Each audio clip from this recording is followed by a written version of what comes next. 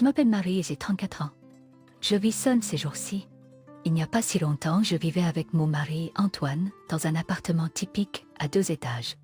Nous menions une vie tranquille ensemble, principalement pour économiser de l'argent. Cependant, la vie dont j'avais rêvé et la réalité du mariage étaient très différentes. J'ai rencontré Antoine lors d'un événement social où il a laissé échapper qu'il travaillait pour une grande entreprise. Plusieurs autres femmes lors de l'événement semblaient attirées par lui, mais nous nous sommes le mieux entendus car nous aimions tous les deux les activités de plein air. Après l'événement, j'ai fini par passer du temps avec lui plusieurs fois. Et un mois plus tard, il m'a demandé de sortir avec lui. Nous avions tous les deux 26 ans à l'époque. Après 3 ans de relation, il m'a demandé en mariage. Cela fait maintenant 5 ans que nous sommes mariés et je suis de nouveau seule. Et les années que j'ai cessé ces années ont été gaspillées. La première année de notre mariage a été assez calme. J'ai senti que mes beaux-parents n'étaient pas exactement ravis de moi en tant que belle-fille, mais je n'ai pas laissé cela me déranger car nos interactions étaient minimes. Cependant, 1 an après notre mariage, il a brusquement quitté son emploi. Eh bien, je ne m'entendais plus avec mon patron, alors j'ai décidé de démissionner. J'ai écrit tellement de choses négatives à son sujet dans ma lettre de démission, il n'y a pas de retour en arrière possible. Il me l'a dit avec nonchalance. Avant de nous marier, mes beaux-parents avaient exprimé leur désapprobation envers les femmes qui travaillent, donc j'ai dû quitter mon emploi. Mais avec ce revirement soudain, nous nous sommes retrouvés tous les deux sans emploi. Nous ne pouvions pas maintenir notre train de vie de cette façon. Oui, il a simplement balayé ça en disant « je vais me détendre un peu » et il n'a même pas pris la peine de chercher un nouvel emploi. Il passait juste ses journées à se prélasser, prétendant qu'il avait visité le centre d'emploi et me demandait même parfois de l'argent pour ses dépenses. Auparavant, il travaillait et j'étais femme au foyer. Donc je n'avais pas d'argent supplémentaire à lui donner, mais il ne semblait pas comprendre la situation et refusait de chercher un emploi. J'ai donc décidé de retourner à cette type de travail. Heureusement, mes collègues n'avaient aucun ressentiment à mon retour. Ils ont même été très accueillants. Ceux qui n'étaient pas contents de mon retour au travail étaient les parents d'Antoine. Ils avaient exprimé leur mépris envers les femmes qui travaillent lorsque nous nous sommes mariés. Je n'ai donc pas été surprise qu'ils s'opposent à ce que je travaille maintenant. J'ai donc demandé à Antoine d'annoncer à ses parents travailler parce qu'il avait quitté son emploi. Mais il a rejeté ça en disant « ouais, je leur dirai éventuellement ». Mais il l'a jamais fait. Au lieu de cela, il leur a simplement dit que j'étais de retour au travail. Ils m'ont appelé immédiatement, exigeant que je démissionne et qualifiant cela d'indécent. Agacé, je leur ai dit de demander à Antoine pourquoi je devais retourner travailler, et j'ai raccroché. Cela s'est avéré une erreur. D'une manière ou d'une autre, Antoine leur avait dit que j'étais retourné travailler parce que je voulais mon propre argent. Cela n'a fait qu'alimenter leurs critiques envers moi. Naturellement, j'étais furieuse contre Antoine et je l'ai confronté à propos de son mensonge. Eh bien, tu sais comment mes parents sont concernant l'image, n'est-ce pas? Si je leur disais que je démissionnais, ils pourraient s'évanouir. Je veux que tu attendes que je trouve un autre emploi et que tu les rassures en leur disant que tout va bien. La perspective de supporter les commentaires sarcastiques de mes beaux-parents pendant une durée indéterminée, juste pour maintenir la façade que Antoine et ses parents se souciaient de moi, m'a laissé avec un mal de tête lancinant. J'ai donc ignoré les opinions de Antoine et je me suis dirigée vers ses parents pour leur révéler la vérité sur sa situation professionnelle. Ils semblaient sceptiques, se contentant de prendre mon mot pour argent comptant. J'ai donc apporté une preuve audio où il parle de sa démission. Comme je lui demande souvent pourquoi il a démissionné et quand il prévoyait de chercher un emploi, obtenir l'enregistrement a été un jeu d'enfant. Une fois qu'ils ont entendu la preuve, j'ai compris qu'ils ont blâmé. Pourtant, ils n'ont montré aucun signe de s'excuser envers leur belle-fille, qu'ils méprisaient, et à qui ils lançaient des commentaires méprisants. Si tu avais soutenu ton mari comme une bonne épouse aurait dû le faire, il n'aurait pas démissionné de manière impromptue. Le beau-père a commencé à me critiquer sans prévenir. Sa femme a enchaîné avec un jeu de blâme, disant à cause d'une telle épouse. Et a commencé à pleurer, sans pouvoir se contrôler. À cause d'une telle épouse. Leur cri devait être fort car leur autre fille, Sophie, qui était dans une autre pièce, a mis la tête dans le salon en demandant « Qu'est-ce qui se passe avec tout le monde ?» Cela ne te concerne pas, Sophie. S'il te plaît, retourne dans ta chambre. Elle a essayé de précipiter Sophie hors de la pièce, mais j'étais toujours en train de jouer l'enregistrement audio, donc elle a vite compris. J'ai entendu dire que Sophie est une travailleuse à distance de 28 ans. Elle m'a confié qu'elle avait un petit ami, mais m'a supplié de garder le secret car si ses parents ou Antoine l'apprenaient, cela causerait des problèmes. Il semble qu'elle aspire à travailler à l'extérieur de la maison, mais ses parents croient que les femmes ne devraient pas travailler à l'extérieur, et cela la retient. Le fait qu'elle m'admire, moi qui ai de l'expérience professionnelle à l'extérieur de la maison, n'échappe pas non plus à ses parents. Ils ont dit du mal de moi à Sophie, essayant de la faire me détester pour diverses raisons. Grâce à cela, Sophie, après avoir entendu l'enregistrement audio, a lancé un regard méchant à ses parents, probablement en me comparant à eux dans sa tête. Vous êtes en train de critiquer Marie à nouveau? Vous êtes obsédé par l'apparence, mais pensez-vous qu'il est honorable de vous liguer contre elle, la femme d'Antoine? Et il semble qu'il ait démissionné de son emploi. Malgré cela, vous avez taquiné Marie pour être retournée au travail récemment. Elle n'avait pas le choix de travailler car il ne gagnait pas d'argent et vous étiez contrarié à ce sujet. Vous ne réfléchissez vraiment pas. Si vous allez soutenir Antoine juste parce que c'est un homme, trouvez-lui un emploi rapidement. Face aux paroles dures de leur propre fille, ils se sont effondrés et ont baissé la tête sur place. C'est ainsi que vous les avez laissés dans cet état et que vous êtes venus vers moi. Marie, je suis vraiment désolée pour mon frère idiot.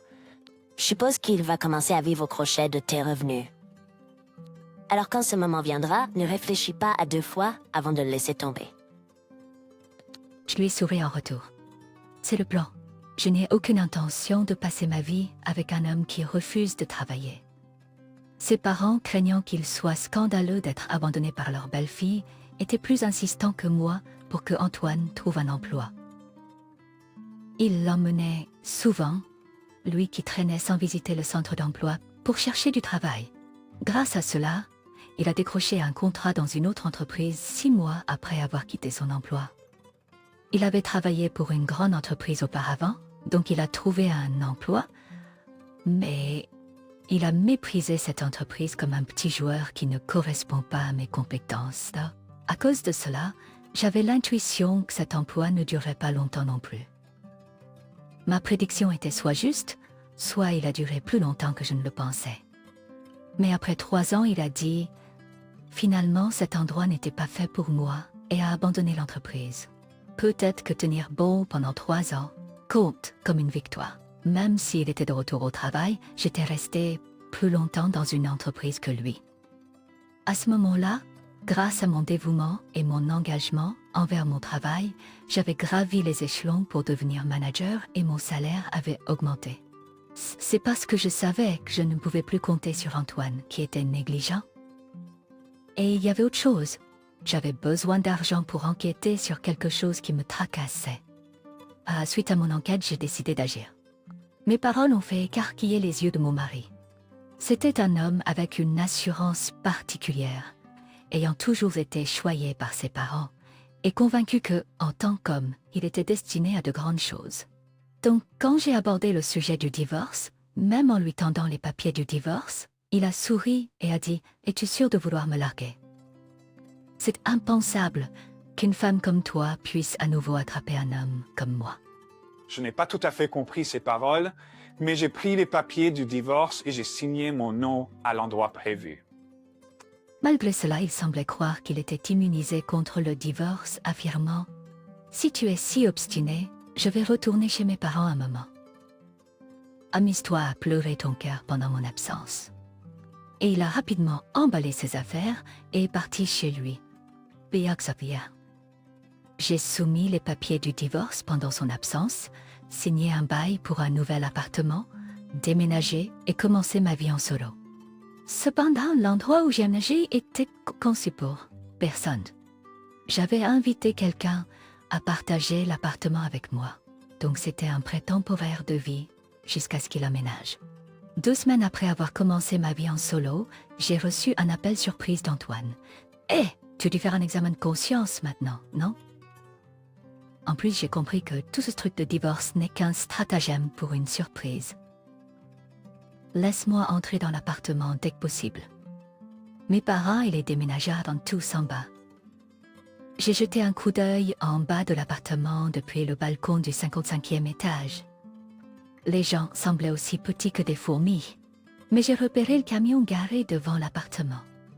C'était probablement le camion des déménageurs dans lequel il se trouvait. Je n'ai pas compris ses paroles, alors j'ai répondu « De quoi tu parles ?» Je suis percée. Alors il s'exclama joyeusement, « À partir d'aujourd'hui, nous emménageons tous les 5. » D'où le déménagement. Ne fais pas attendre mes parents.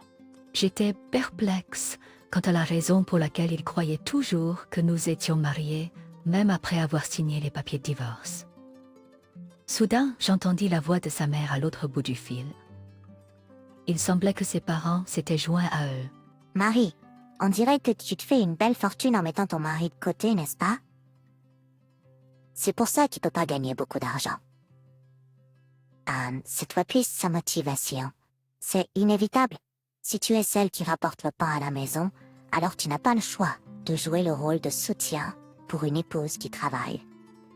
Il semblait qu'être soudouche abaissé par eux en tango. Sa femme, Westway. Je soupirai et lui avouai une chose. Au fait, je suis célibataire. Quoi? Sur ces mots, je mis fin à l'appel. Derrière moi, Sophie, qui préparait du cacao, demanda « C'était mon frère tout à l'heure ?» Oui, c'était Antoine et sa mère que... À mes mots, elle fit la grimace. Oh, je suis désolée. C'est peut-être de ma faute. Peut-être qu'il a remarqué mon téléphone ou qu'il m'a entendu parler au déménageur quand je déménageais. J'ai proposé de partager la chambre pour l'aider, elle, qui ne pouvait pas quitter sa maison à cause des interférences constantes de sa famille. J'ai choisi cet appartement haut de gamme parce que je pensais que même si nous déménagions, sa famille entrerait sans problème si la sécurité était laxiste. Peu importe combien de temps ils campent devant l'appartement, ils ne pourront probablement pas entrer. Son petit ami est actuellement en mission solo à l'étranger, donc nous avons discuté de partager la chambre pendant quelques années. Je remarque, est-ce que ma mère a vraiment dit ça? Elle pencha la tête confuse.